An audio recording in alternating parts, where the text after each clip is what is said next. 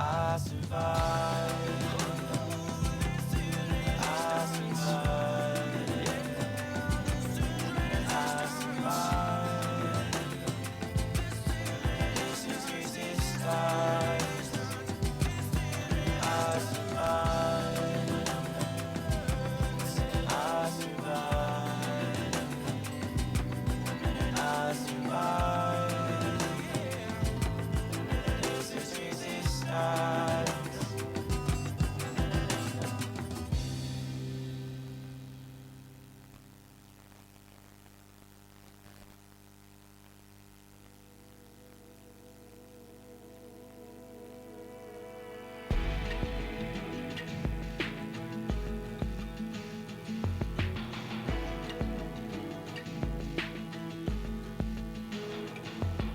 See me standing many times before.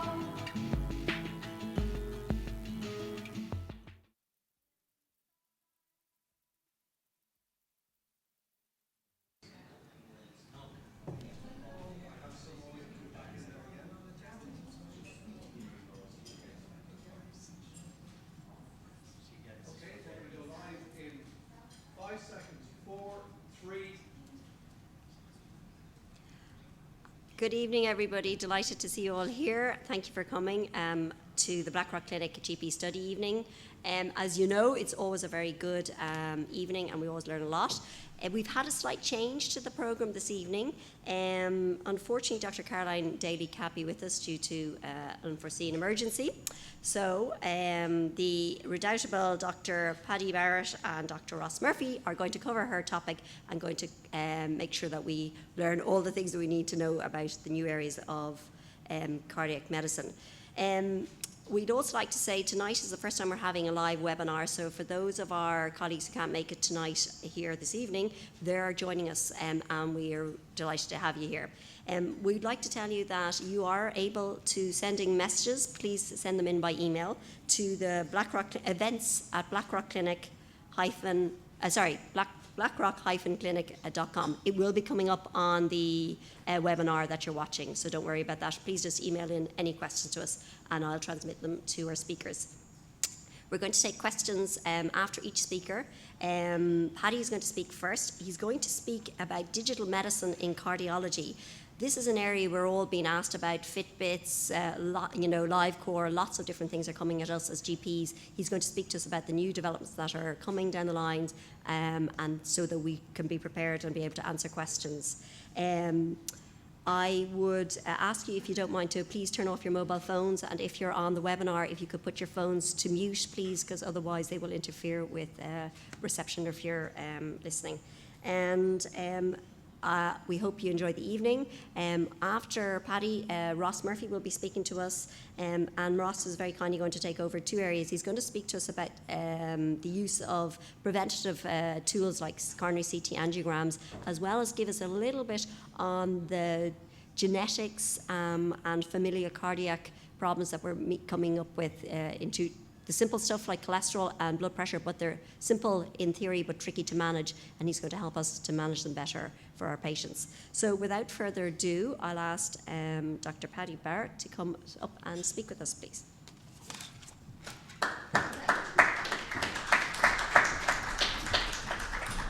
Good evening, everyone. Thank you so much for the opportunity to speak today. So I'm going to speak a little bit on digital medicine and some of the tools and technologies that are particular to cardiology.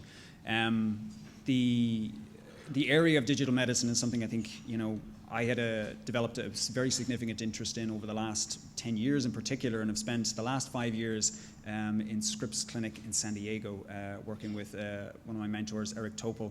So this is one of these areas that isn't under the exact umbrella of any particular subspecialty, but it captures a lot of the different areas where I think we can offer benefit in the clinics and largely in the community.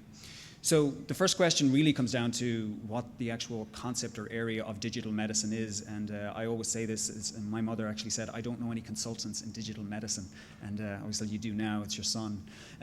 So the main issue is this is around how we manage data in healthcare. It's about how we assimilate it, how we collect it, how we acquire it, the information that we look at to make decisions for clinical care pathways, and it's really about healthcare information.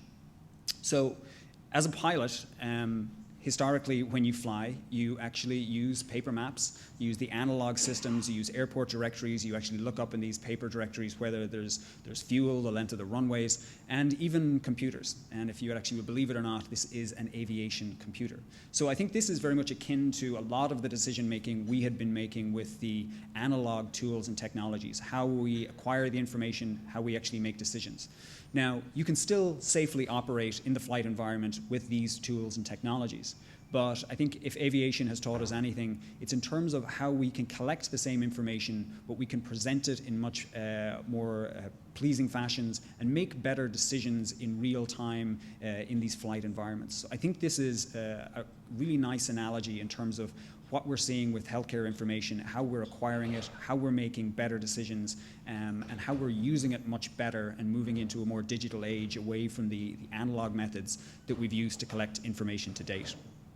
Now, just because we collect information doesn't mean it's all good. All of you will be familiar with our recent scandals here. And it's a big issue when it comes to healthcare information, and it will become more of an issue in terms of how we protect this.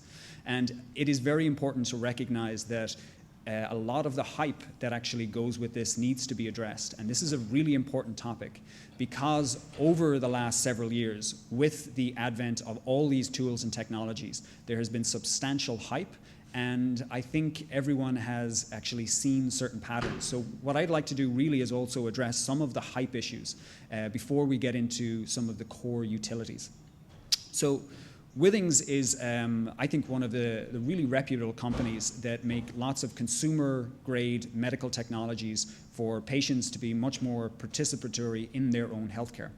But this is something that they launched about 2 years ago, and this is their thermometer. Now, their claim with this thermometer is that it makes 4,000 measurements in 2 seconds using 16 infrared sensors, and it comes in at a cool $199. Now, I don't know if any of you remember how we used to take temperatures in the past, but the reality is when we actually look at the tools and technologies that have been developed, we have to be very careful about how we match the actual technology development with the actual clinical problem that we're trying to address. And this is where I think a lot of the companies have fallen down, and we really haven't made the impact that we would have hoped to have made. This is the Happy Fork. The Happy Fork is basically an electronic fork. Now, its utility is that it's an anti-obesity tool. And how it works is that you set a frequency, which is a time, and if you bring the fork to your face too fast, it would actually shakes the food off the fork and stops you eating it. So in effect, it is a tool to stop you putting food into your face too fast. Now, anyone who's actually would come up against this challenge would simply just turn the fork off, and I think you've actually developed a workaround against this tool. But so now we have this innovative technology piece, but again, not being matched with the appropriate clinical scenario or how we would actually derive utility for this. But just because you have an electronic fork doesn't mean that it's all hype. This is the gyno fork. Now, the gyno fork is for patients who have significant tremors or Parkinson's disease. And it has an anti-servo motor tab that basically neutralizes a patient's tremor so that when they're trying to eat and have significant tremors, they can eat with much more ease and comfort. Now, you have 2 electronic forks. One of them is pure hype. The other one makes a huge difference to the quality of somebody's life. And I think it's important that we actually recognize all of these features insofar as it's about matching the clinical problem with the tools and technologies, because there are always solutions. The key is finding the right problems and matching them together. So I think every time you hear anything related to digital medicine, we have to understand the link between these two. This is Modius's TDCS, and this is basically a transcranial stimulation, and some of it has been investigated for improving attention and focus, but this is a company that is advertising it for weight loss. And you simply put the headset on, attach the sticky pads for 45 minutes per session while reading TV or watching television 5 times a week to help you lose weight and get a lean body. It really is that simple. So when you're hearing claims like that, you know it's utter nonsense. And if that actually was the case, these people would be billionaires if it was that simple. This, however, is my favorite digital hype and technology. This is the Nokia Hair Coach. And the Hair Coach is fitted with a microphone that listens for dryness and sensors that analyze brushing hair and quality. And what's amazing about this is that somebody had to approve this. This had to go through engineering. This had to go through all the different approval processes. And this is representative of the snake oil and the hype that has been manifest in digital medicines and technologies. And I think we have to be the first to say that these are not meeting appropriate clinical problems for patients, but there are tools and technologies that make a difference. Now, one of the pushbacks against digital medicine and under the umbrella of tools we talk about in wearables is that almost everybody here has had a wearable technology, but largely a lot of those end up in your bedside drawer, not charged, not making anyone fit. So there are specific use cases in terms of eliciting behavioral change, but we need to understand again how these apply. Some people derive significant benefit from these, but in terms of maybe there was an oversale of these devices in terms of what they were likely to achieve. And if you actually look at the financials in terms of how these companies are performing, you can see that maybe they're not performing as well as they would actually like. So although I think there are always people here who will actually use them, derive benefit, and feel they are actually of significant use in motivating them to elicit behavior change and be more active, I think we need to understand how these are particularly used and the clinical scenario in terms of how we apply them and the behavioral psychology of how we use them. Now, all of you here have heard of this, 10,000 steps a day as a metric. We may have even recommended it to our patients. We may have even stood at 11:55 in our bathroom jumping up and down to get ourselves over the 10,000 step mark just while you're brushing your teeth. No one need admit it, but I know you all did it. Does anyone know where this came from? We advertise this and we say you need to get your 10,000 steps a day. And it does turn out it's a reasonable distance to walk. This actually comes from a 1965 Japanese engineer who invented the first actigraphy device. And he needed a way to actually set it over so that you reached your target. So he just picked 10,000 steps. He said that seems like a fairly reasonable amount to actually walk. And he put this as the target. And from that point on, 10,000 steps became the actual benchmark of achieving your physical activity measures. Now, if you do 10,000 steps, that's quite a lot of activity, so it's likely to be beneficial, but nothing magical happens at 10,000 steps. It's just a reasonable target. And again, we need to understand that. So just because you don't hit your 10,000 steps, you needn't actually be disappointed. You need to understand in the overall context of how we use these tools and technologies. Some people will even push back against their Fitbit to the point that it's actually making things worse rather than better. And this is again about how we advertise what it's supposed to do. The Fitbit is really good, and this is the earlier versions in terms of actigraphy, how to actually make you more active. And that's important. But if weight loss is what you're trying to achieve, to actually reduce your cardiovascular risk, you need to understand that that's largely driven by dietary components, not necessarily your activity components. And there's been a lawsuit against Fitbit, whereby somebody sued Fitbit to say that they made all their actigraphy requirements, but they put on substantial amount of weight despite eating approximately 5,000 calories per day while standing at their stand-up desk. So again, it's about understanding and explaining this to our patients, that this needs to be put in context. And just because you wear a Fitbit doesn't mean that you will lose weight if you hit your targets. And we need to understand how our patients will perceive this, how we present them with that information, and how we help them make the decisions and the beneficial changes for their lives. So I think these tools are amazing. I think they're wonderful, but we need to understand how they fit into how we deliver care. This is James Madara, and he was the executive president of the AMA, and he described digital medicine potentially as snake oil. And his criticism really was of this overselling of products like I've just described. And I think all of us, from a clinical perspective, would agree that several of these tools and technologies have been vastly oversold in terms of how we will make benefits. They've been sold direct to consumers who have often been taken in by the hype.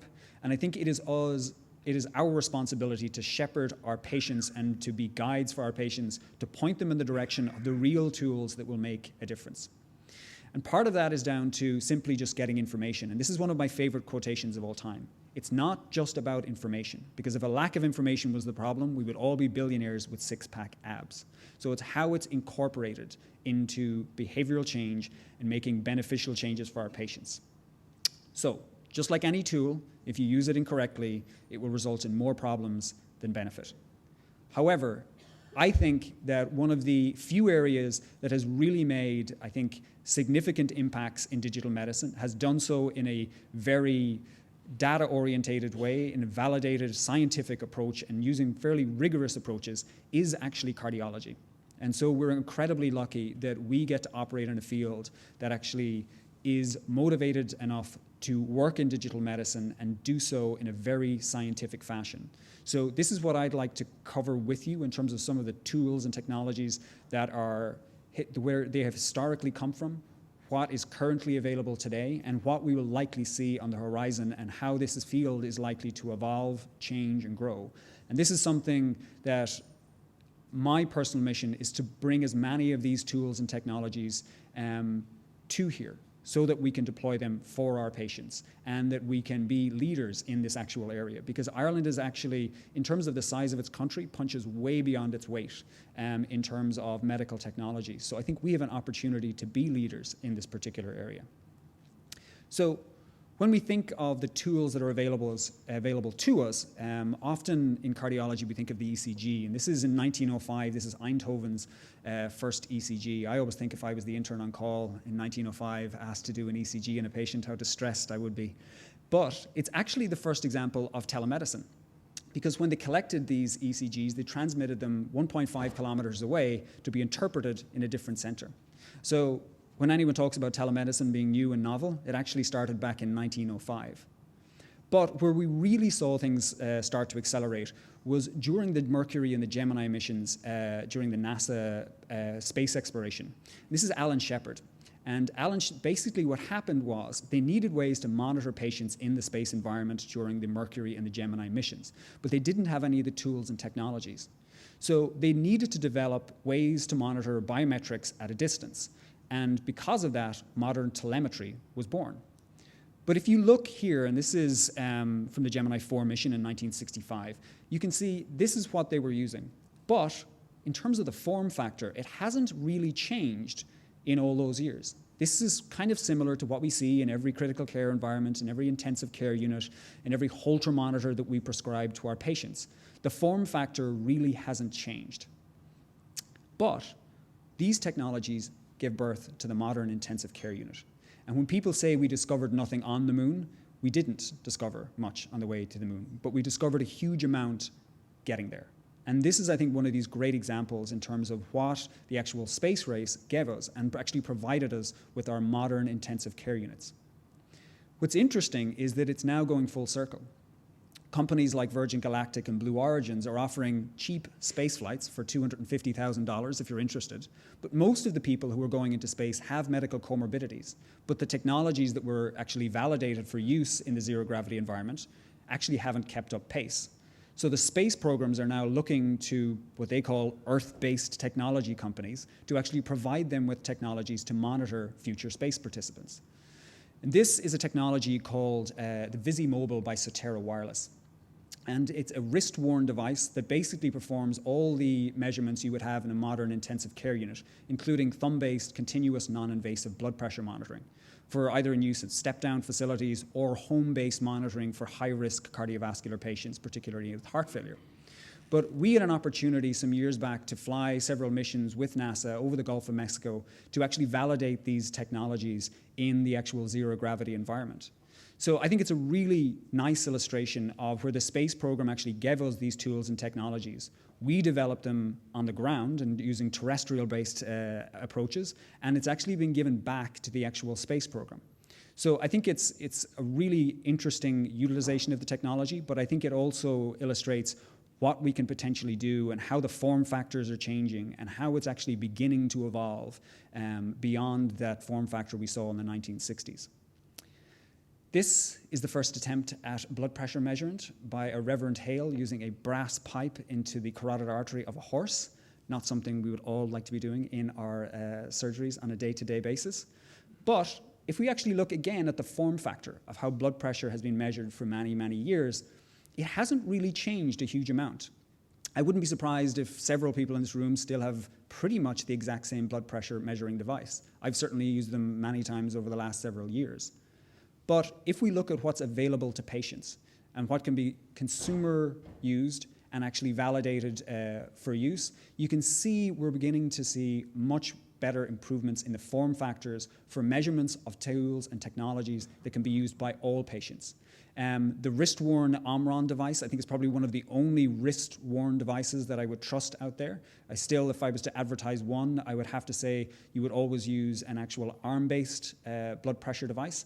But the wrist-worn devices are actually getting there, and the validity studies have been performed, so they're pretty good in terms of monitoring our patients.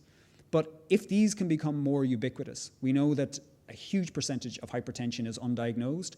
A huge percentage of the diagnosed hypertension is not treated, and a huge percentage is actually not treated appropriately.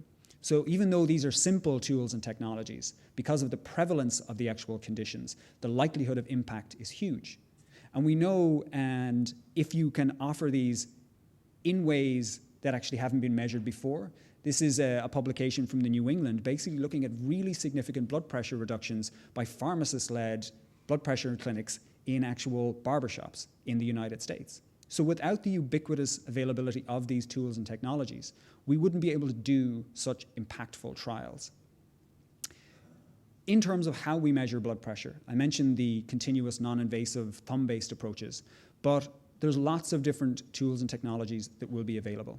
We're trying to stay away from using invasive measures, but this is basically a smartphone-based measurement using basically pressure on the back of a smartphone that you can actually use the photoplethysmography from your phone and actually give an estimation of blood pressure. Granted, in the actual earlier phase of development, but we're seeing more and more ubiquitous ways to measure blood pressure very easily using tools and technologies that we carry in our pockets every single day. In terms of the more advanced hemodynamics, this is our friends Swan and Gans from the Swan-Ganz catheter, and this is a tool that we will use in a critical care environment, particularly for advanced heart failure patients. But we know that it comes with significant complications if things go wrong, and so we tend to be careful about using it. But the information that we get is incredibly important in terms of our continuous management of particularly incredibly sick heart failure patients. But if there was a way that we could do this either non-invasively or we could do it with less minimally invasive tools and technologies, that would certainly be something that would be incredibly useful. So many of you here will be familiar with the CardioMEMS device, which is an implantable PA sensor technology that is implanted in high-risk cardiovascular patients and has been demonstrated to actually reduce hospitalizations in high-risk patients. So one of the things we found is that even looking at changes in weight, looking at changes in symptoms, or even thoracic impedance devices, it really didn't give us the specificity to identify our very high-risk patients. But these implantable tools and technologies can identify patients at much higher risk at an earlier time course in their decompensation, where we can actually catch them and adjust therapies around that. So we're beginning to see this much more granular approach in terms of the information that we can get from our patients in terms of how we manage them in the community, rather than how we will be waiting for them to decompensate. The holy grail for all of this really is using a direct left atrial pressure device. This is the Victorious. This is a product that's in development, and it basically sits across the intra-atrial septum and gives a direct live continuous measurement of left atrial pressures. So this is hopefully something we will be seeing in the future. It's not commercially available, it's still in development, but I think it's reflective of where the technology will actually go. And in terms of how we make volume assessments in our patients, the idea of what we do now will seem potentially even quaint compared to the direct measurements we'll be able to get in the future. This is a device called a 2-Sense Cova. The 2-sense Cova is basically a neck-worn device you can see here. And the patient, who is ideally a high-risk cardiovascular patient or heart failure patient, wears it on their neck for 5 minutes, and it gives an estimation of pretty much everything you can get from a Swan-Ganz catheter. So previously, we were putting in these implantable PA catheters, whereas now the tools and technologies are available to get most, if not all, the information you would get from a PA catheter using it non-invasively. Patient wears it for 5 minutes in the morning, gets uploaded to the cloud, and you actually have a continuous assessment of very significant hemodynamic measurements that typically would have only been acquired with invasive hemodynamic monitoring. And again, for our incredibly sick heart failure population, who are at very high risk of decompensation, high risk of admission, and we can use this tool and technology in the heart failure population to ideally prevent admissions by understanding their time course and their volume status prior to an acute decompensation. So there's studies being currently done with this. This is in development in San Diego. They're doing studies right now in the US to actually see if we can use this as a measure to reduce hospital admissions in high-risk heart failure patients. So I think it really is, illustrative of where we have come from and how the actual future of cardiovascular monitoring will progress, how we will be interacting with our patients, and potentially, what our patients' expectations will be.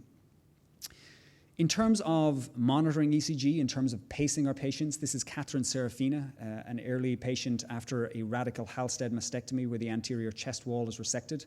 And someone here was trying to see if they could actually measure some ECG activity from her left ventricle, which was exposed. And it doesn't take a cardiologist to realize that they probably should stop poking at her chest wall. And I'm not sure how they didn't kill her. But this is where it all started.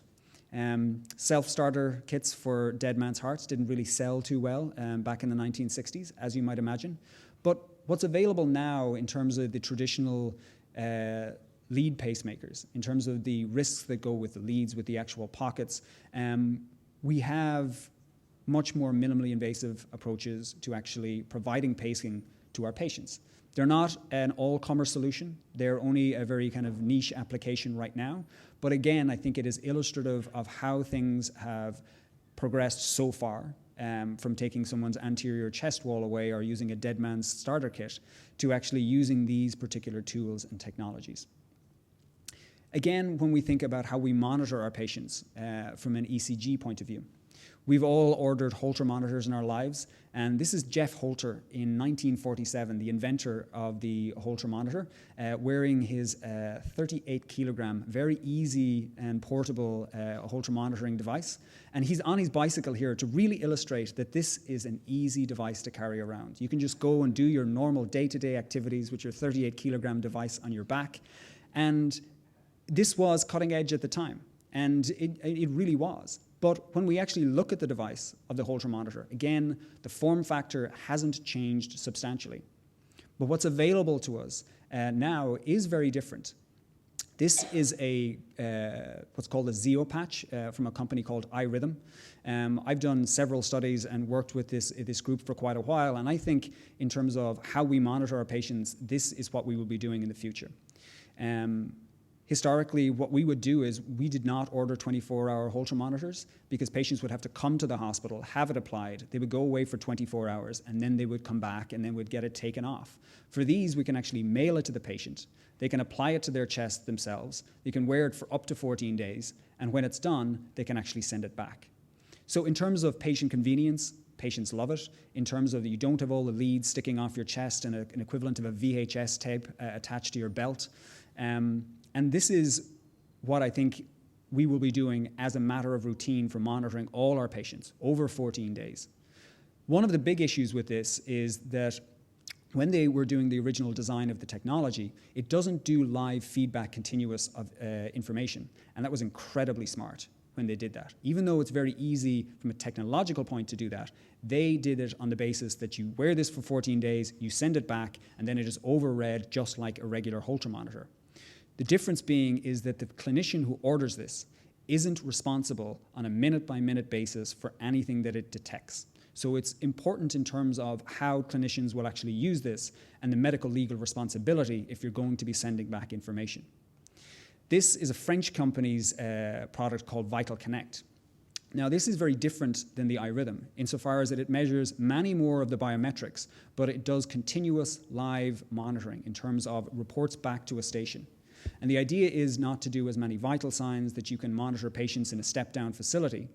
And there's lots of different options that will be coming online, I believe, in the next coming years. This is the cardiac insight. So one of the issues with the iRhythm Zeo patch is that in the US, the actual clinician gets paid to overread the Holter monitor. But iRhythm actually take that reporting fee from CMS insurance. But hospitals and other practices are using different devices so they can do that at a local basis. So it's not about understanding even the clinical utility. It's about understanding the device's utility within a healthcare economic setting and what's appropriate. And I think there's lots of different tools and technologies that can be integrated into any different particular setup. This is a particular Taiwanese company that are applying the same technologies. So again, this is something that is becoming much more commonplace in terms of what is available. This is a study we had done comparing the iRhythm Zeo patch with traditional 24-hour Holter monitoring. And understandably, you don't miss anything by using a single lead ECG patch. But what you capture after 24 hours of monitoring is basically you're missing approximately 50% of paroxysmal atrial fibrillation patients with just 24 hours of monitoring. And you capture so many more. Up to about kind of 3-4 days, you'll have captured the majority of your atrial fibrillation events. But you can see with the ease of monitoring, what you actually capture is so much more in such an easy-to-use actual platform. This is Steve Steinhubel. He's the Director of Digital Medicine at Scripps, and although you can't really see him there, the reason he's all gowned up is he was using the Vital Connect. The Vital Connect is the device that I said that actually does the continuous monitoring. But the reason they were using it was during the Ebola crisis in Sierra Leone, because the highest risk for healthcare providers was interacting with any of the actual infected patients. So they would apply this once, and then you could monitor a patient remotely from a distance, and that might only be 50 feet, but that means that patients didn't have to be interacted with continuously, and therefore increase the risk of infection for the actual healthcare providers. So these are being used in really interesting ways, both in the developed world and in the developing world. And it's really it's incredible to see how these technologies are making a difference in ways that we couldn't even have imagined. The AliveCore is something I think all of you will be familiar with. This is the original iteration and the more kind of modern iteration here in terms of using single lead ECG monitoring for your patients who have a smartphone. This is something that I use a lot myself in clinic, and certain patients who are selected carefully I think can derive a significant amount of value. Several of your patients will probably be asking about this. This is the Cardioband, which is the equivalent that can be attached to the actual smartphone, and that basically you hold your wrist, you complete a circuit, and you can do a single lead ECG measurement. And there is an actual inbuilt algorithm which will say whether you're in a normal rhythm or whether you're in atrial fibrillation. This is great for certain patients, but we need to be mindful that very short bursts of atrial fibrillation in certain patients don't actually warrant anticoagulation. So we need to understand the overall risk of the patient and how these can actually put us in a situation whereby we're actually potentially harming people by anticoagulating them. These devices historically have been single lead, but this is the 6-lead ECG monitor for the AliveCore. This isn't available yet. Dave Albert assures me that it will be out in the kind of next 12 months or so, but we're getting to the point where we're going to get close to 12-lead ECG monitoring that patients will be able to do themselves. How we monitor our patients using flexible technologies. This is MC10's device, and using Tattoo flexible sensor technology to measure ECG traces and various different biometrics, and even using sweat sensor technology to measure as a proxy measure of a lot of what we would typically measure in a U&E. Again, this is all very interesting in terms of how we do this, but how we retrofit it into the actual clinical applicability still has to be tested, validated, and actually proven that it is of use. Because just because you have more information doesn't mean you can make better decisions. So it's about understanding how these fit into our clinical care pathways. This is René Laniak. Just over 200 years ago was the anniversary of the stethoscope, which you can see is a single tube. I was just actually in London during the week, and I got to see an original Laniak stethoscope at the Wellcome Trust. I would definitely recommend it to anyone who's in London. But The reality is although we've gone from a single monooral tube to a biurnal tube, which was invented by Arthur Leard, who's an Irishman, we really haven't been adhering to what the stethoscope really is. The Greek etymology of the word stethos is chest, and scopin is to explore or to look inside. But we really haven't been looking inside. We've been using auscultatory findings as a proxy measure of anatomy, form, and function. And this is something that Eric Topol and I have written quite a bit about in terms of how we need to evolve the actual stethoscope. The stethoscope isn't going anywhere in the near future, but we need to complement it as a tool. So when I worked with Dr. Topol, this was in 2011, you weren't allowed to use a stethoscope to listen to someone's heart in cardiology clinic. And for anyone interested in digital medicine, these two books, I think, are kind of mandatory reading, but it made for interesting clinics. And instead of actually sending all our patients for an official, $300,000 device, echo, we actually use point-of-care ultrasound. This is the GE's V-scan, which is invented back in 2007 and can do most of the actual studies that can be done on a standard device. It's not to replace a standard echo, but to augment your clinical examination. This is their newer version. They were released about 2 years ago. And this is the Philips Lumify. Basically, the probe attaches directly to your smartphone. So you can do point-of-care ultrasound using 2D, color Doppler, and M mode. And really, this is to, I think, augment your clinical examination and, if necessary, reduce the amount of standard echoes that we actually record on our patients. This is the Butterfly IQ that will be available later this year.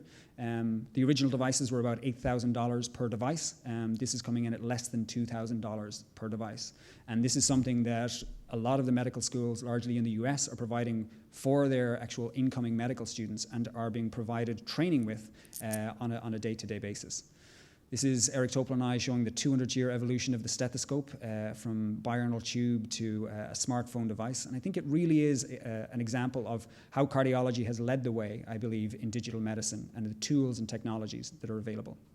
Again, in terms of the information, anyone here who's got a 23andMe account can go to the App Store or download My Gene Rank. And this is something that is available where you can connect the two of them and you can actually get your coronary artery disease risk. So again, not deterministic, this is probabilistic, but for any of your patients who have got a 23andMe account, they can derive their genetic risk score for coronary disease. And beyond using the tools that we technically use in terms of age and gender, the idea of using blood pressure and cholesterol, we're going to see more and more of an integration of these particular tools for estimating risk.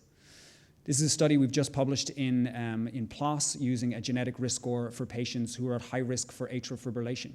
So these are going to become part and parcel of how we assess our patients, how we make decisions, and how we risk stratify them for certain diseases. How we do it, this is the Oxford Nanopore. It can do whole genome sequencing in the palm of your hand. But in terms of coronary disease, ultimately, we're looking for plaque rupture. The downstream effects are what cause your MI, but it's plaque rupture that ultimately is the initiating event for an acute myocardial infarction.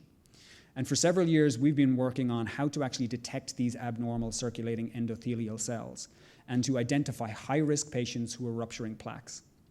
And using a variety of techniques, we had defined a very unique biometric signature from either the actual numerical amounts, the actual morphological characteristics, but particularly an actual unique gene signature in patients who are having acute MI. And although, again, just in animal studies being done at the moment, this is using sensor technology with Axel Shearer in Caltech that ultimately will be implanted in high-risk individuals who would identify, who have a significant increase or activate the gene signature for an acute plaque rupture and identify a patient who's at high risk of developing a myocardial infarction. The methodology for doing this can be applied to a whole variety of different disease states, from organ transplantation to the onset of various metabolic conditions and the onset of heart failure. But we can also see it being applied to various different implantable tools and technologies. And the engineers that we meet are always surprised that how we measure and manage these particular implantables typically don't have the monitoring that is available in any particularly factory. So this is something we're going to see more and more of. So this is what we like to think of as the stethoscope of the future in terms of how we will be monitoring our patients and ultimately bringing all these features together in what we call the body net. But ultimately, you have to close the loop. You can't just identify a problem. You need to be able to message the right actual individual, be it the actual patient, be it their healthcare provider, but automatically actually initiate treatments if necessary. The ideal scenario here is in a high-risk MI patient who begins to rupture a plaque, and that they actually will we call it the text message that you never want to get. But if necessary, auto-elute an actual antiplatelet, for example. And the same can be said for organ transplantation or whatever, pick your disease state. So it's these particular closed-loop systems that we would hopefully see in the future for high-risk individuals. Again, all theoretical at the moment, but this is where I think a lot of the actual universities are trying to move towards in terms of identifying high-risk individuals. In terms of how we deliver the therapies, they can be on the micro scale here in terms of delivering drug therapies, or they can be on the macro scale. In terms of, this is using drone technology to deliver blood products to high-risk obstetric patients in Kenya. We've seen drone technology being used to actually deliver AEDs in the Greater London area, which can generally get there approximately 16 minutes before an ambulance can get there. And we've seen it in Australia in terms of actual saving swimmers rather than risking lifeguards to actually go and deliver rescue technologies. So the big problem here is, what are we going to do with all this data? Who's going to manage it? Who's going to be responsible for it? And it may seem like the trite answer, but we're going to need help, and this is where artificial intelligence is going to come in. It may seem like it's way off in the future, but there are loads of companies working very hard on integrating artificial intelligence in healthcare. We've seen it applied across, particularly in dermatology, radiology, and pathology, but it is moving into the field of cardiology. This is the Viz AI platform that can do auto reads of CT scans for identifying acute stroke pathology. The Stanford Machine Learning Group are working with iRhythm, and we are working with them too in terms of doing auto reading for ECG, and also using different sensor technologies to identify risk models for heart failure decompensation. Arterius are a company that do automated artificial intelligence overreads of cardiac MRI. And there's a whole variety of companies that are using different deep neural networks to actually identify from pre-existing imaging future cardiovascular risk. So we're seeing this change dramatically. This year, using, again, artificial intelligence to report on echoes. Is it at the level of we would expect of an advanced sonographer or cardiologist? No, but it's getting there. This is auto CT reporting. And again, they're really interesting examples. They're at the early phases of this. And when we look at some of these actual case reports and these studies, they're not as good as the humans. But what's really important to recognize is that these learn much faster than we learn. This is Motive Labs. It's a company I advise who use artificial intelligence in behavioral change. And one of the things is, typically the pushback is, what we'll do is we'll let the computers do the easy ones and we'll do the hard ones. But already the computers are actually getting as good as consultant radiologists for identifying certain chest x-rays. And when we think about how fast they learn, Google DeepMind have partnered with DeepMind, which is a London company. And this is when they're using a deep neural network to tell it to play an Atari game. All it's been told is to maximize the score, nothing else, and it has no idea even what it's playing. They're just told, you have to maximize the score. So when you watch it here, it basically isn't particularly good. It just loses lots of the time. I think anyone who's ever played this game will realize it's not particularly good. But as it goes through cycles of learning, it gets faster and faster and better and better. And even over short periods of time, with this self-sustained learning, can become better or as good, if not better, than most humans. But what it does is it learns efficient strategies, sometimes things that we didn't even think about. So here it's learned all it needs to do is bore a hole up the left-hand side of the actual the game board, put the ball in behind, and it's got its own way of actually scoring the highest scores that we typically aren't able to do. So this is an example of how fast these things learn. So just because the tools and technologies are not there yet, this is growing at an exponential rate.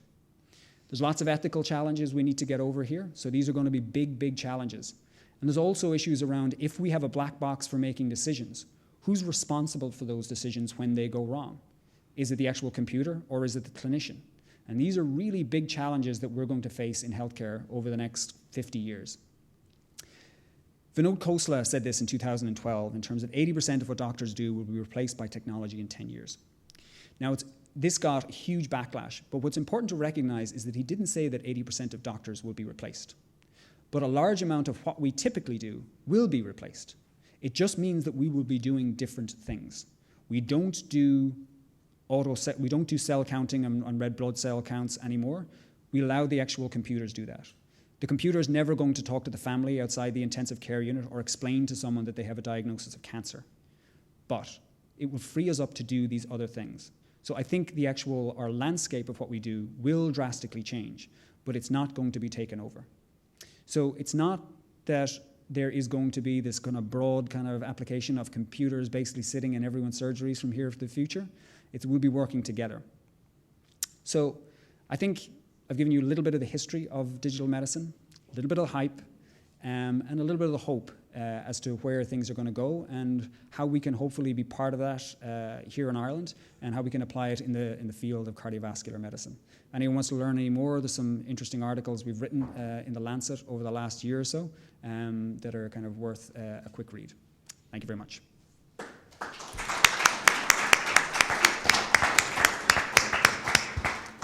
If anybody has questions, just put your hand up and Ruth will come around with a mic.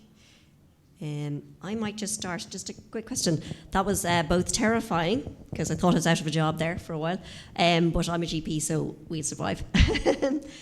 Because we do lots of things, but I suppose also really interesting because this is the way medicine is going. So just a question, the iRhythm Zeo patch, in terms of costs, what sort of money are you talking about with some of these? That's the most, I think, applicable, it's straightforward applicable to our work.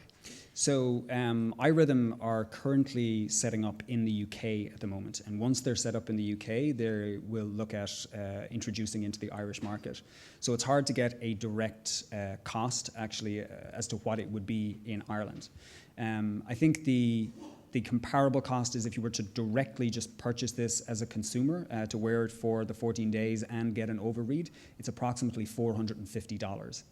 But we have to look at how that would be actually integrated into the healthcare systems here, the actual utilization, how it's actually structured in terms of who services it, where the information goes. They're struggling with things like EPDR because a lot of their data algorithmic overreads are done in the US.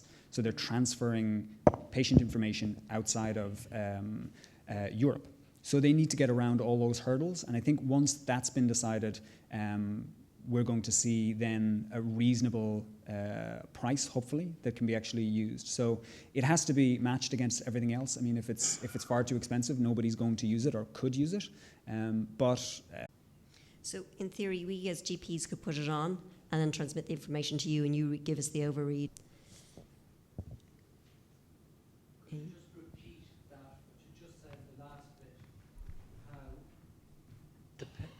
Could you just repeat what you just last said? I just missed it. That the patient you don't have to buy it. You said something about you get it sent to the patient. I don't understand. Could you explain? So what happens? it's currently not available in Ireland yet. It's only in the UK that it's being rolled out, but that should be available. The technology should be available in Ireland in the coming years. How we have used it historically is that if you want to actually do remote monitoring on a patient, so an extended period up to, say, 10 or 14 days, traditionally the patient would have to come in to get a Holter monitor, have the Holter monitor applied. They leave for 24 hours, come back 24 hours or 48 hours later and get it taken off, and then it gets overread. For this technology, the patient, if you may be seeing them in the office, but what you can do is someone will have to pay for it, either by insurance or that the patient will be paying for it, and then they can actually have it sent out to them from the actual device manufacturer. They can apply it to their own chest. They can wear it for 10 to 14 days. They can take it off themselves and put it in a prepaid envelope, and then it goes back to the actual company to be overread. So a lot of it is based on the insurance, how these will actually be paid for. But I would imagine probably straight out of the gates, it'll be a self-pay. But hopefully this is something that the actual insurers will actually cover. So the problem is paying for it by who? And the other is putting it on sounds very simple to you, but for some patients could be, what do I do with this? True. And so there's no problem. Not every patient has to actually apply it themselves. So if necessary, it can be done in a practice or an office. So it's not necessarily, it's just a facility that's there. Okay, thank you.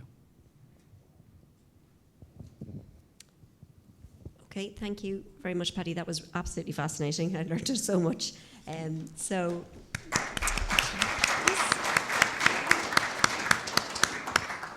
Ross Murphy is going to speak to us now, and we're not. Sorry, our webinar people aren't ready yet.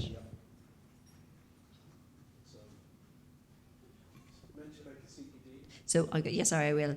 So for those people who are on the webinar, we have a code. It's going to be given to you over the email, and then you just submit that to the events at blackrock-clinic.com to get your CPD points emailed. The CME cert will be emailed to you. For the rest of us, we all got our nice paper. But things are moving on. It's all getting technical. And I'll add a little bit. Ross will maybe stand up and start talking to us anyway. We get a bit extra because we made the effort of coming here tonight. Certainly.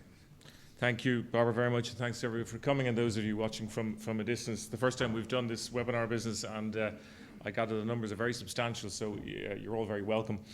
After Paddy's pyrotechnics, my duties are a bit more mundane. I'm going to focus on advances in screening for primary prevention. How are you going to use some of these tools for better risk stratification?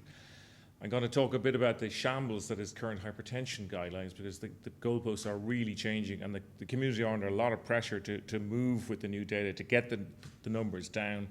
And finally, I'm going to talk very briefly about the issues of sudden cardiac death, because Barbara asked me to talk about screening for families for what is a lesser numerically much lesser problem, but it's a very emotional one for you and your patients. So why are we here? The clinic have installed a very substantial new scanner. These are the quality of images you're now able to get in the last 10 years in 8 or 9 seconds. So instead of having to do an invasive angiogram, which myself and Paddy trained in, you can get pretty high quality images now of the coronaries. The question, as the last speaker related, is when to use it and who to use it on and what to use it for.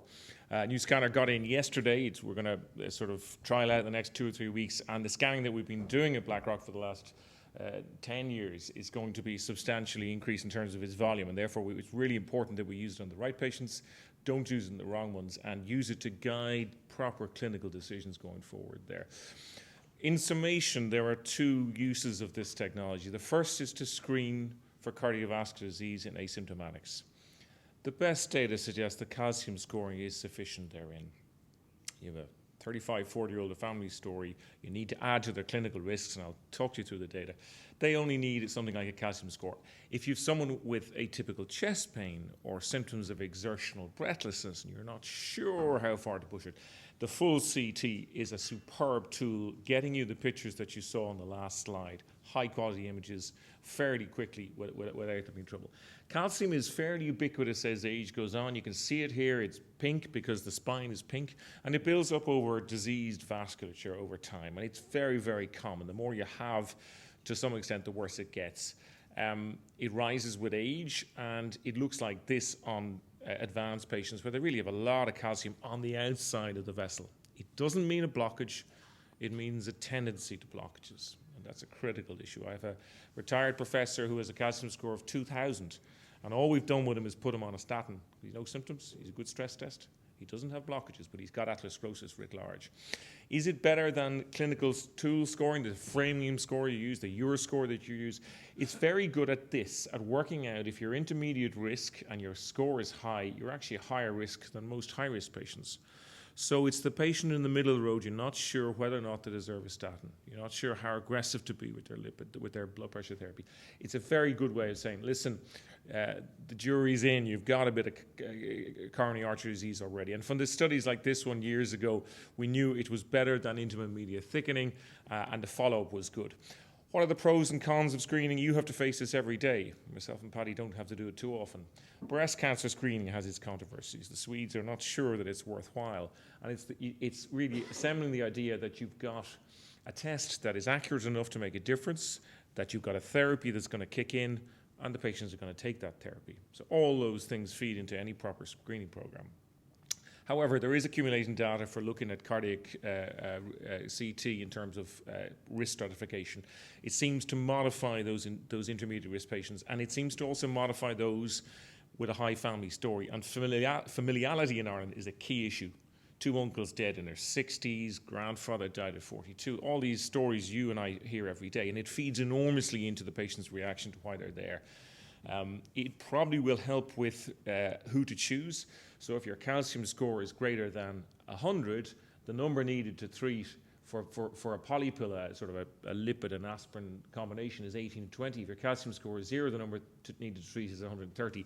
And you and I know well that national governments are starting to get very interested in this. In New Zealand, there are already entire classes of drugs that you can't use. They give you one per class, and that's and our society is moving that way. So this sort of data saying, well, it's not economically worthwhile to treat these guys with statin, is going to come down the tracks very fast because it's well quality. In favour of it, if your calcium score is high, you know that you have a 5-fold risk of mortality, and it reclassifies your clinical judgment in many, many patients there. In favour of it, the long-term biology of atherosclerosis is more important than the 5-year or 10-year risk. If a 45-year-old guy, it doesn't really matter whether his risk is 8% or 12%, which is the supposed cutoff you're supposed to act upon, is it 10% or more. The long-term biology matters, and intervening on that biology and making their risk of heart disease and stroke less is very, very important there. It has this mantra, the power of zero, which is an unfortunate phrase. I often think it's put forward by people like this who use phrases that perhaps are a little bit simplistic, but it's true that if a calcium score is 0, your 5-year mortality is 0.5%. So it's pretty good at saying there's nothing going on at the moment. Now, having said that, things do develop. We don't have any data when it goes on for longer than 5 years. We've no data on effective patient response. Do they listen to you? Do they take their statin because they know the calcium score is 400? And there is a cost and radiation issue, that the radiation is very low. The clinical scores are pretty accurate if you're going to use them that way, outside the concept of the family. And the other problem about calcium scoring when you're 45 or 50 is that those with no calcium, 5 years, over 3 years, 18% went on to develop calcium. This disorder, remember, cardiovascular disease, is going to develop in 66% of men in the country, and greater than 50% of women. Your lifetime risk of cardiovascular disease is extremely high. So the chimpanzee guesses it right half the time as well, of what your chances are. And the other issue is we've been screaming at people to modify their behaviour for years, and yet still 25% of the country manage to smoke, and higher in the areas that I serve near James's. So despite graphic, revolting images like this, people still don't react to you. So telling them that they have a problem doesn't necessarily mean they're going to change. The clinical scores are good. The calcium scoring is now in the official guidelines of the great and the good societies across the world. And essentially, the message is that if you're intermediate risk like that, it's worth doing. If you're low risk, it's probably worth doing to push you to make sure you're even lower. And that's the take-home message there. So we have a 45-year-old male whose father died at 51. He's a non-smoker. His lipids are all over the place, particularly that HDL, which I find a very, very strong marker of risk. When the HDL is that sort of 0.7, 0.6 mark, that's not good news. They are going to develop some form of arteriosclerosis over time.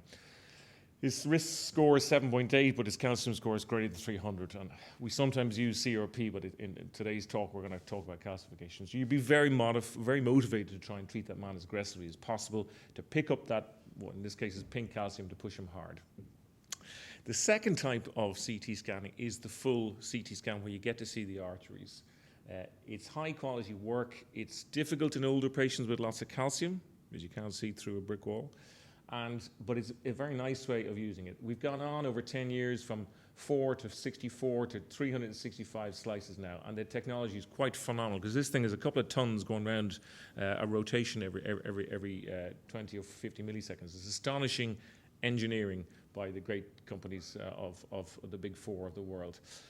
We sometimes fail to scan the right patients, and there is always this issue: do radiology do it, or cardiology do it? We like to think that both will do it, and we have a nice working group in Blackrock and in James's where we do it together. There's a major reduction in dose, so it's safer than it used to be. It also, we're starting to look at stress CT, where you'll get a stress test and an anatomical test in the same patient, which would be lovely. There are many ways to annoy us. I want a CT because she's too fat for an angio, she's too old for an angio, she knows symptoms. There are lots of reasons not to do this technology. You've got to ask the right question, as Paddy said, otherwise we'll end up with noise there. But when you do a clean test, it's very satisfying because you get beautiful, clear images of a normal set of coronary arteries. Very, very reassuring when you get them there like that. When you don't see clear, you sometimes see this sort of trouble. This is the left main stem, bifurcating into the circumflex and the LAD. That's the famous widowmaker lesion, the osteal LAD.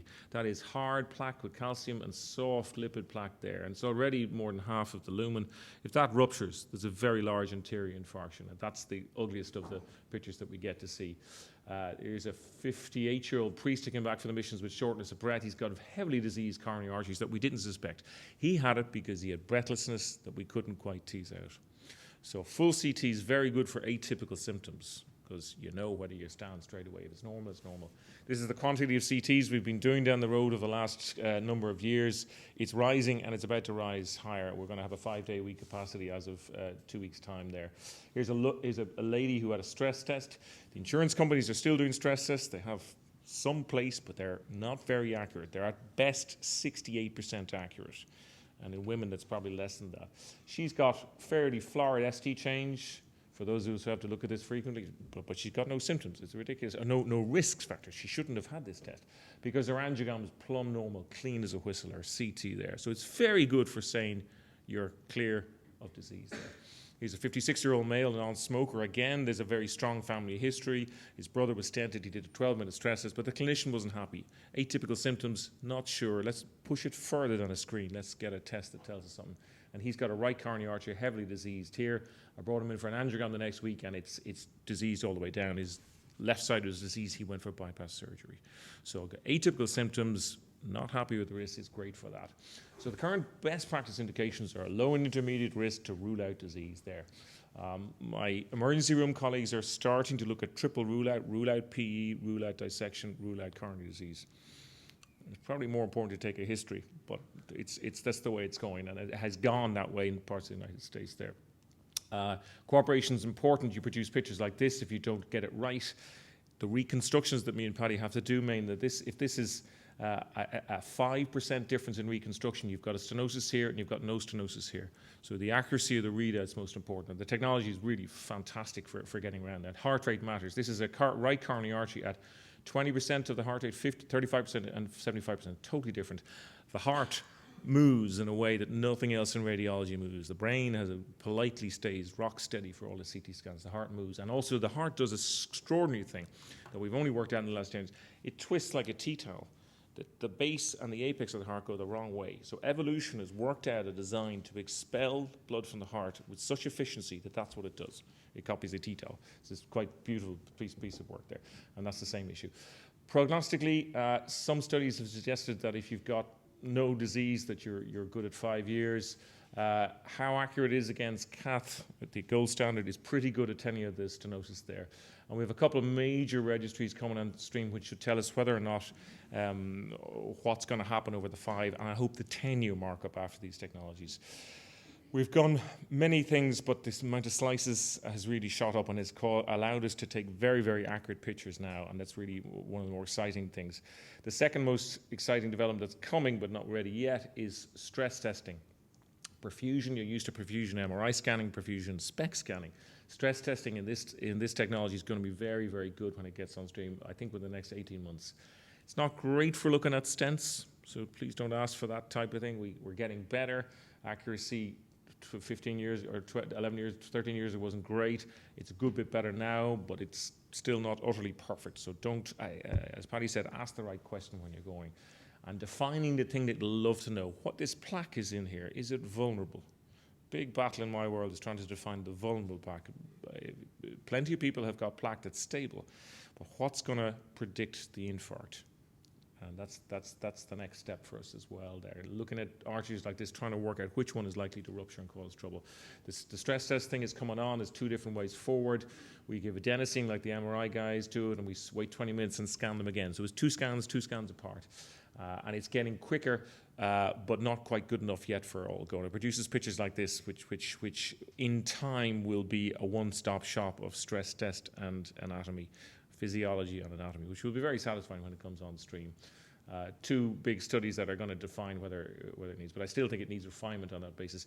You see other things. This is a right ventricle and left ventricle. Now, the right ventricle should always be smaller than the left, but this one is big. And the reason being that when you go down to the atrium, there's a whopping big ASD there that hadn't been suspected. So it's very satisfying to see things that you weren't expecting. There's thrombus up at the left ventricular apex.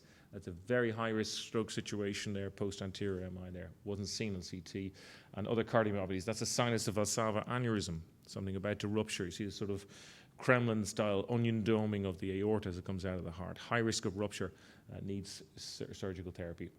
So the technology is phenomenal in terms of its ability to pick things up. We just have to use it in the right context there. So in summary, cardiac CT is not an angiogram. It measures something different. It looks from the outside in, not from the inside out. But it does define the total burden of atherosclerosis. It helps you risk stratify. And we should be using calcium scoring for isolated risk stratification, but CT for looking at equivocal and intermediate risk patients where you're not sure where you stand. In terms of intervening, I think it's important to step back from all this and be positive about what you can do in your surgeries and we can do in our outpatients. The reduction of blood pressure reduces coronary events by 20%, of 10 milligrams reduces coronary events by 20%, and of CVAs by 40% in primary disease. In secondary prevention, risk of recurrent events goes down 25% by getting it down by 10 millimeters. So be positive about what you can achieve in terms of that. Those numbers are new to me and very, very impressive. There has been, in terms of treating high blood pressure, an early shift to multi-drug therapy. So use 2 drugs at low dose rather than maximize 1. You get less side effects and you get better efficacy. You block more pathways for obvious reasons there.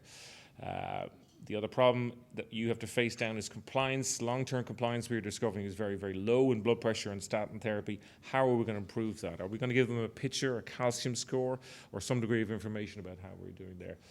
Combination pills will improve this. Even in patients with known coronary artery disease, the consistent use of statins is 43% in a white-collar part of America. So you are closer to that than I in terms of seeing patients on a much more frequent basis, and it's a real problem. We work by reducing costs, and I think the drug payment scheme is one of the most enlightened things in Irish society. It gets people to pay something but not to hit them with the full cost.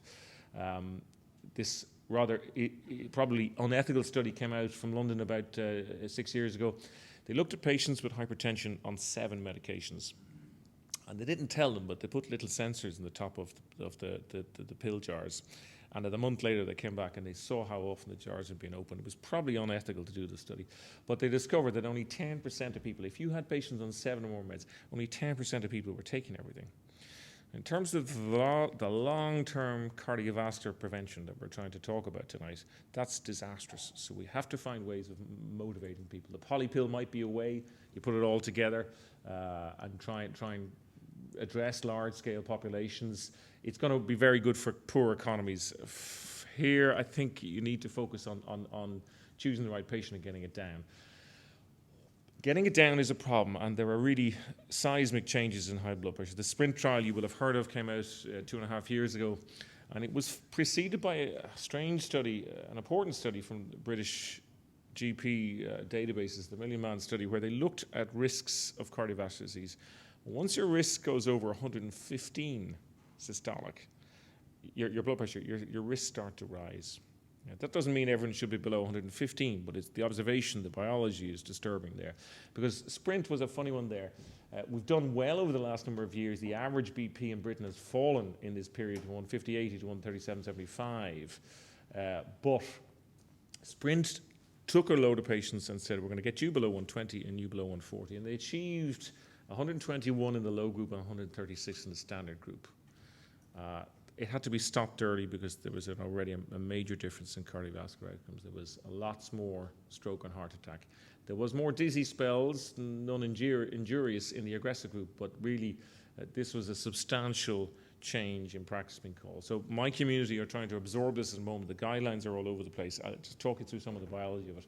SPRINT was a bit unusual. They got them, in many cases, to do unobserved blood pressure. They put a monitor on, and they put them in a quiet room, and they put Lyric FM on and stayed away for 5 or 10 minutes and came back and let it measure. That may have biased the achieved readings lower, because we don't do that at all. But the number needed to treat to prevent death was 90, and you saw the stuff in the late press last weekend. It looks like half of the UK may be thus eligible for therapy, for drug therapy, for therapy where you have to try and enforce compliance for decades ahead. So it's a big issue. Can you go too low? There's bits of papers out about this. So the contrarians amongst us will delve deep to say, well, if you push people too low, you get worse outcomes, the old J-shaped curve. I think you need to be strict in young and middle-age hypertensives and perhaps less stringent in older established disease patients because they're not going to tolerate the hypotension. The second thing you have to be is very accurate in how you measure it.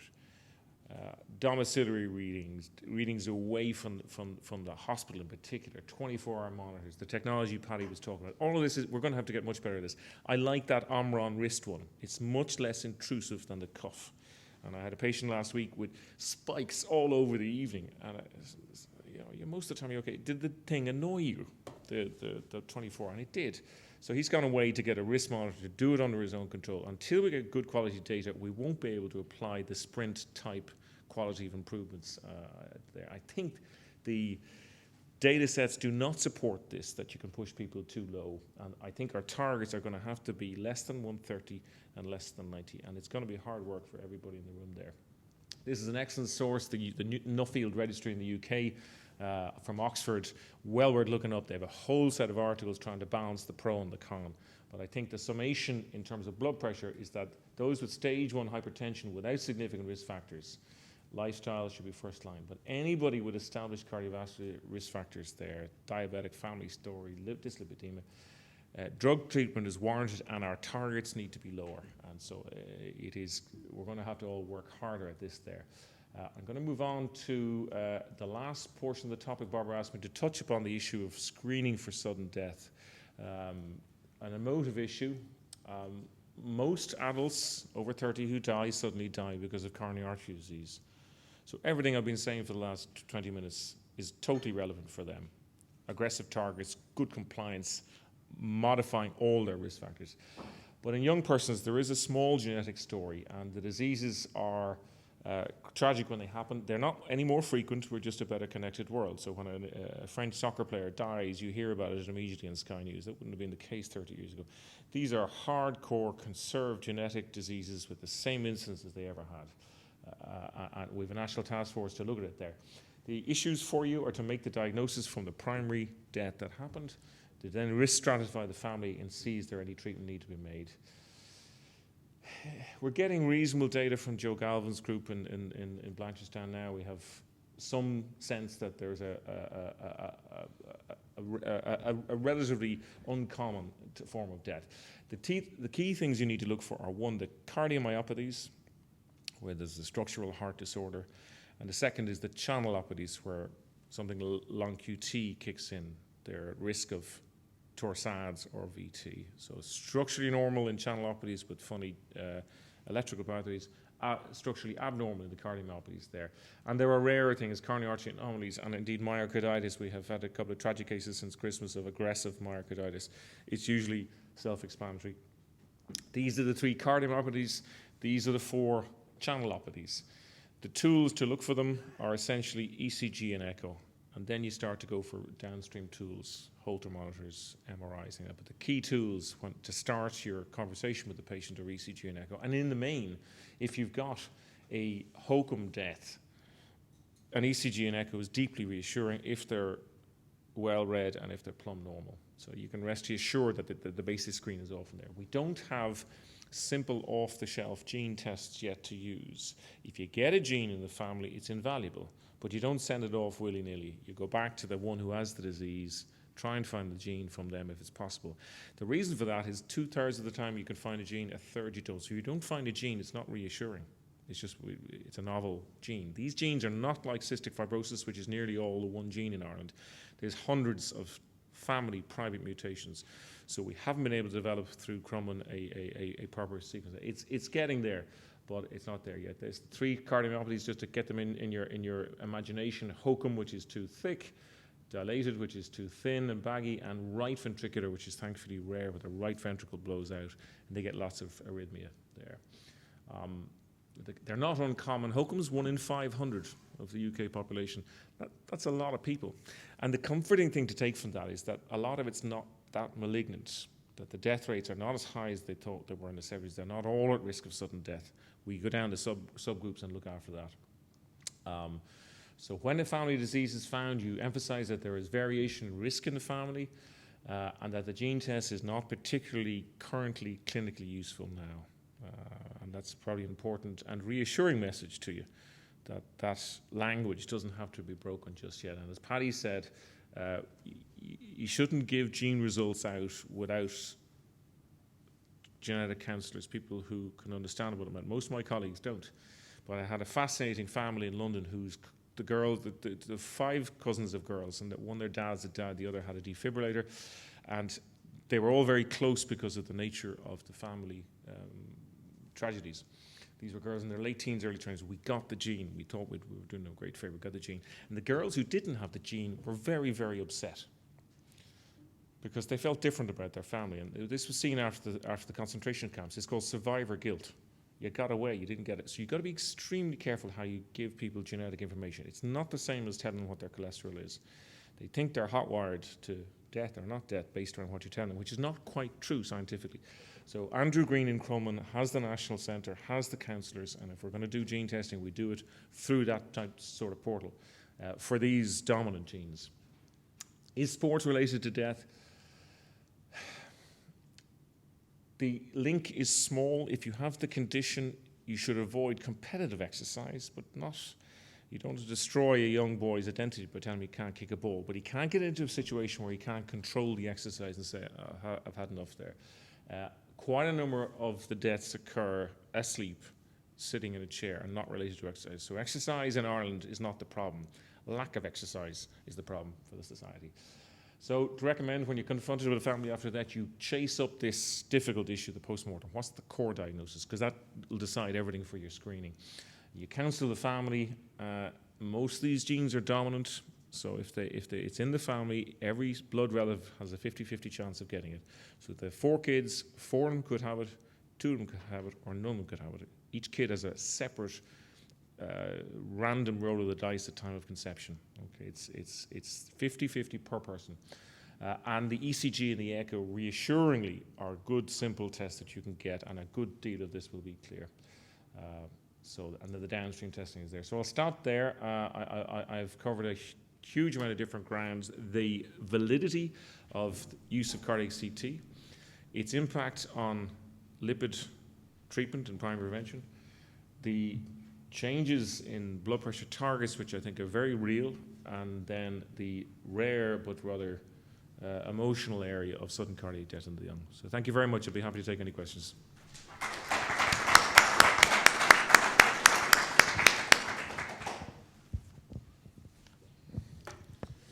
Ross, could I just ask you a question? You said we could just do a calcium score to assess risk. If it's negative, but you have a high-risk person, it's a bit like, colonoscopy, polyps, should you rescan them? Because you said that calcium score can change. Is it 3 years, 5 years, or is there a recommended We interval? don't have data. I think 5 years is probably appropriate, yeah. If they're genuinely high risk, and you've tried to reassure them, which is what it's doing, I think 5 years is probably appropriate, especially for younger persons. Yeah. And I simply lack the scientific data to tell you that you should keep doing it every 5 years. They're looking at it, but the data is not that convincing yet. It'll emerge. The back, please.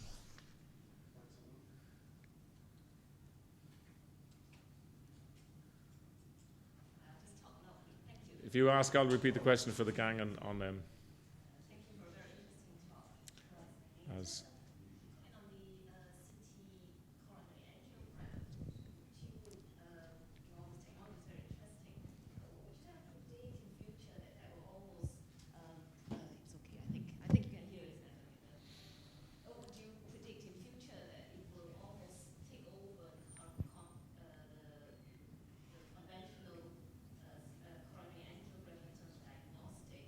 Could lean out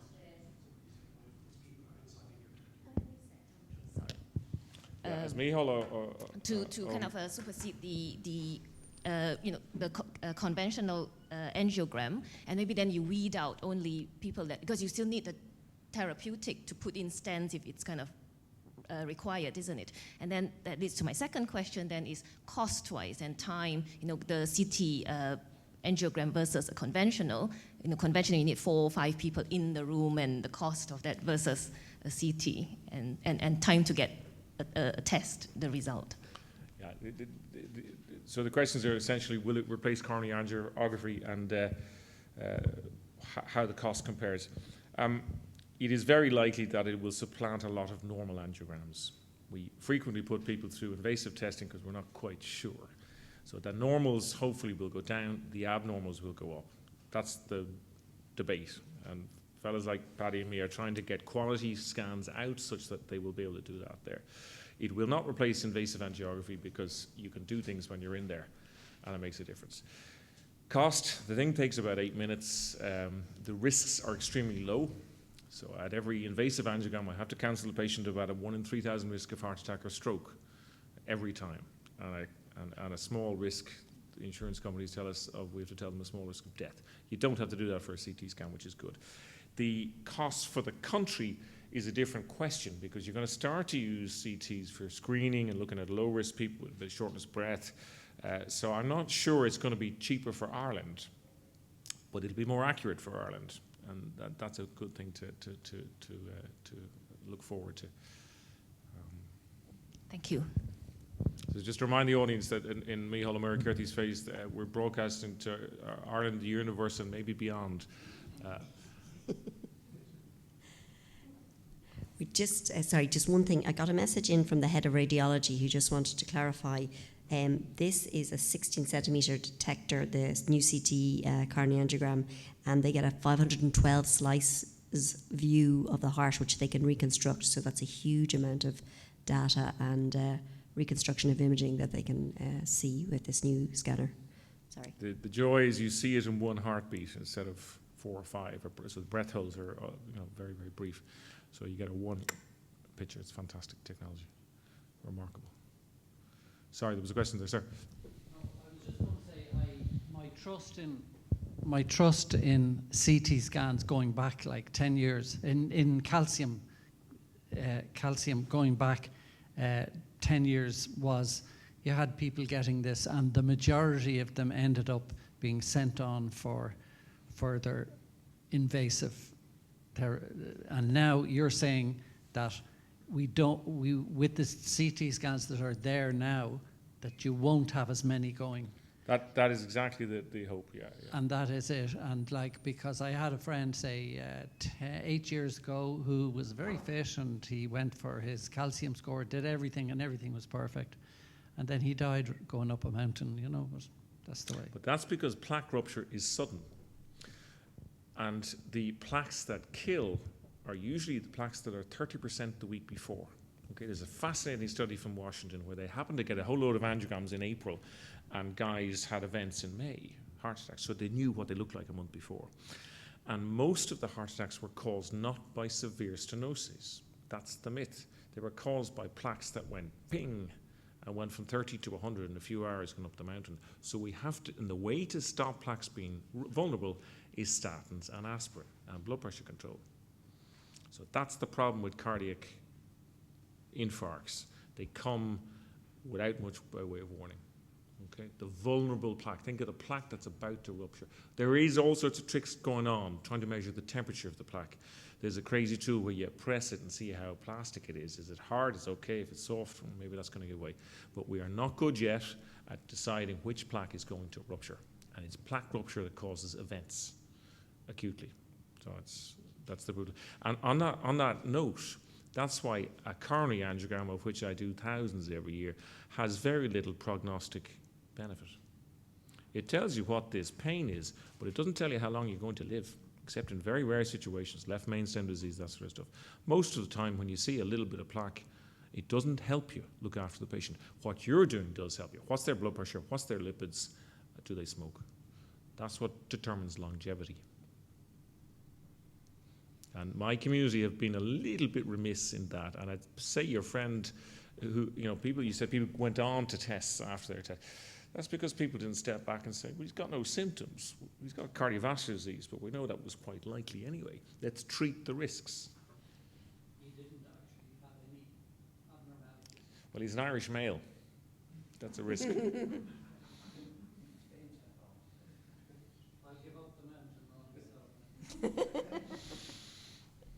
mountain goat. Can plaques rupture without a catastrophic inflammation? We think that someone, yeah, sorry, of course, for the others, the question is, can plaques rupture without a sort of an overt infarction? Yes, it's not that common, but the pathologists tell us that a lot of what we see is previously silent rupture and remodeling. So you get vessels that get bigger and smaller like that. So yeah, no, it's massively common. Excellent question. Because the symptom burden isn't always the thing that you get. I'll qualify that by saying that the advent of troponin in the last 10 years has meant that even tiny infarcts are picked up. It's probably too sensitive as a test, but it's really sensitive. If you have a normal troponin, nothing has happened in the last 2 weeks. It's 14 days sensitive for any infarction, even little ones there. Do you feel that the American cardiology people have gone over the top with their recent advices relative to the level of blood pressure that they should regard as being abnormal? No, I don't, because the biology is all with them. I'll make one important comment on that. You've got to be sure that the measurement that you're looking at is the real one. And you and I battle with the spikes, the white coat people, every day of the week. If you're sure that their systolics are 140 plus, it should be lower. So they're right, but the methodologies that we use have got to be so good. The 24-hour monitors, the home monitors, the practice nurse taking it in a calm environment. If that's good, we need to act, because the biology all points one way. There's a couple of exceptions. Elderly people prone to falls, you've got to be sensible. Significant renal failure, people with genuine orthostatic hypotensive problems, swings up and down and up and down. They're exceptions to the rule. But the patients who have in sprint a high cardiovascular risk deserve better blood pressure control than I've been giving them over the last 10 years. And untreated blood pressure is the disgrace of the age. We see it when we get to very bad invasive angiography. The guy's had 156 systolic for 10 years and he gets nasty calcified triple vessel disease, for which often the only answer is bypass surgery, because it's so hard you can't get through it. They're the classic half-treated hypertensives. I said it to you before. I think, a bit of hypertension is like a bit of pregnancy. You're either pregnant or you're not. And if you are, you take it seriously. So it must always be dealt with the utmost seriousness, and the levels have got to be more stringent than we have allowed traditionally. I mean, it's not long since we said 100 plus age, isn't it? Yeah, that's really not good. And unfortunately, me and Paddy have seen the consequences of that half treatment of hypertension. It's the biggest single healthcare problem in the country. Half-baked treatment of hypertension. It's not acceptable. We need to get better at it without going overboard and pushing people to orthostatic falls. That you need to be sensible. Roseanne Kenny's very good in this in James. She's doing all the tilt table work there with Tilda, and she's quite adamant that there's a small group of people need to be very careful about, and I totally respect that. The elderly, borderline, orthostatic. But that's not the 42-year-old taxi driver. Sorry. Somebody who's got, sorry, just wait for the microphone, please. If somebody has established coronary artery disease, and you obviously a lot of cardiac rehab, people doing a lot of exercise and bikes and that, obviously their blood pressure is going to rise. If they do a lot of exercise, is that a concern, or a number of hours a day is no problem. We don't have much data beyond that. I hear what you're saying, but the resting blood pressure for the other 22 hours a day is now less. Is less than it was, so the benefits are all there. Benefits of exercise are absolutely legion. I had one patient in London who used to train 8 hours a day. I think that was too much.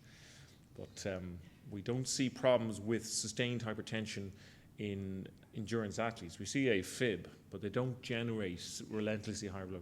Very good question. It has often struck me that the Tour de France cyclists should be looked at long term, because they're 8-10 hours a day for that period in the saddle. Can't be usual.